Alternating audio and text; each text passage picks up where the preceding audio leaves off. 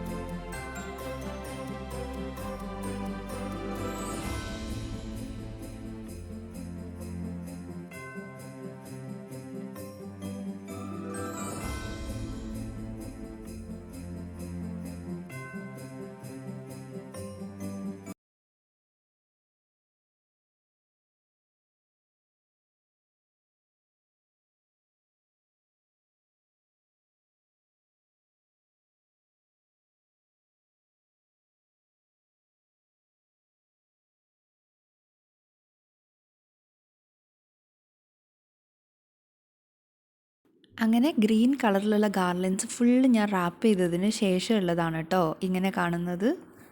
ഇനി നമുക്ക് Christmas wreath decor ചെയ്ത് തുടങ്ങാം കേട്ടോ. അപ്പോൾ അതിന് വേണ്ടിയിട്ട് ഞാൻ ആദ്യം തന്നെ ഒരു ഫോം പേപ്പർ, ഗ്ലിറ്റർ ഫോം പേപ്പറിൻ്റെ മുകളിൽ ഇങ്ങനെ ഒരു പൂവ് പോലെ ഷേപ്പ് വരച്ചു കൊടുത്തിട്ടുണ്ടായിരുന്നു.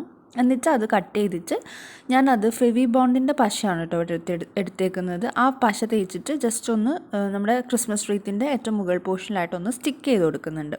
ഹോട്ട് ഗ്ലൂ ഗൺ ഉണ്ടെങ്കിൽ അത് വെച്ചിട്ട് പെട്ടെന്ന് സ്റ്റിക്ക് ആവട്ടോ. പക്ഷേ ഇത് എന്തോ ഫെവി ബോണ്ടിൻ്റെ പശ ഒട്ടുന്നുണ്ട്, പക്ഷേ കുറച്ചധികം സമയം എടുക്കുന്നുണ്ട്.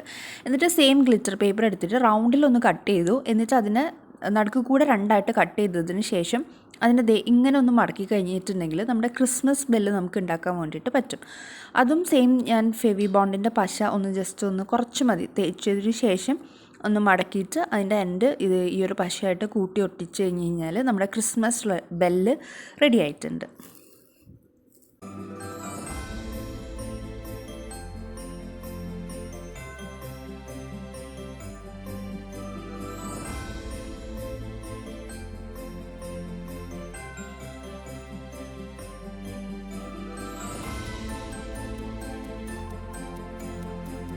ക്രിസ്മസ് ബെല്ല് ഉണ്ടാക്കിയിട്ട് ഞാൻ ദേ സൈഡിൽ വെച്ചിട്ടുണ്ട് കേട്ടോ, ആ പശയൊക്കെ ഒന്ന് ഉണങ്ങാൻ വേണ്ടിയിട്ട്.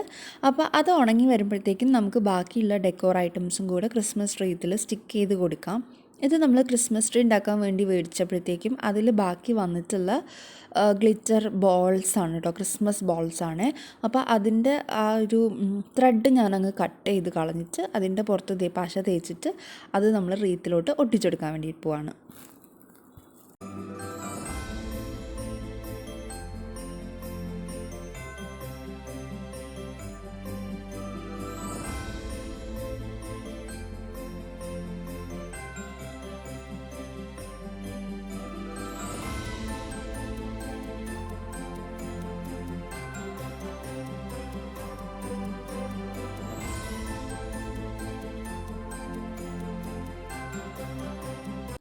പിന്നെ ഞാൻ ഒരു ഭംഗിക്ക് വേണ്ടിയിട്ട് ഇങ്ങനെ ഗോൾഡൻ കളറിലുള്ള ബോൾസ് ഉണ്ടല്ലോ, അതും കൂടെ ഒട്ടിച്ചു കൊടുക്കുന്നുണ്ട് കേട്ടോ.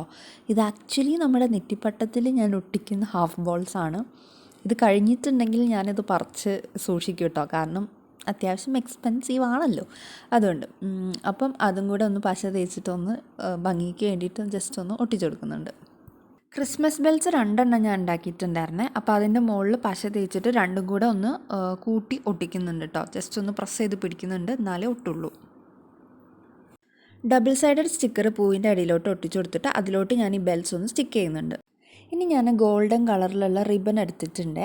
അതിപ്പം ഞാൻ കാണിക്കുന്നത് പോലെ ഒന്ന് ജസ്റ്റ് ഒന്ന് ഫോൾഡ് ചെയ്തിട്ട് നമുക്ക് റീത്തിൻ്റെ മുകളിൽ, ക്രിസ്മസ് റീത്തിൻ്റെ മുകളിൽ ഒന്ന് ഒട്ടിച്ചു കൊടുക്കാനാണ് പോകുന്നത് കേട്ടോ.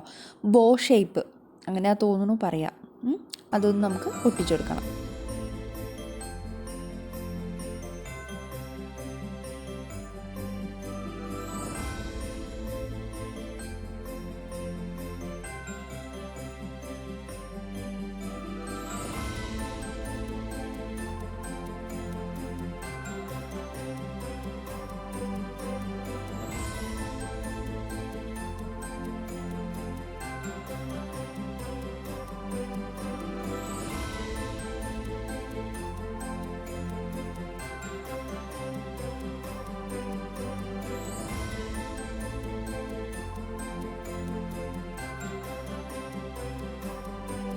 ലാസ്റ്റ്ലി ഞാൻ കുറച്ച് ക്ലേ എടുത്തിട്ടുണ്ട്. റെഡ് കളറിലുള്ള ക്ലേ എടുക്കണം. എന്നിട്ട് ജസ്റ്റ് ഇത് ഇങ്ങനെ കുഞ്ഞു കുഞ്ഞു ബോൾസ് ആക്കിയിട്ട് അതൊന്ന് നമുക്ക് ഒട്ടിച്ചു കൊടുക്കാൻ വേണ്ടിയിട്ട് പോവാണ്.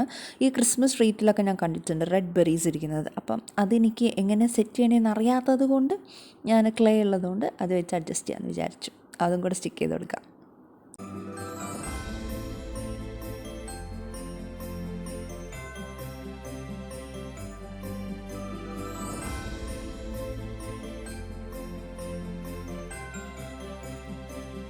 അപ്പോൾ ഇതാണ് നമ്മുടെ ക്രിസ്മസ് റീത്തിൻ്റെ ഫൈനൽ ലുക്ക് കേട്ടോ. എനിക്ക് ഭയങ്കരമായിട്ട് ഇഷ്ടപ്പെട്ടിട്ടുണ്ട്.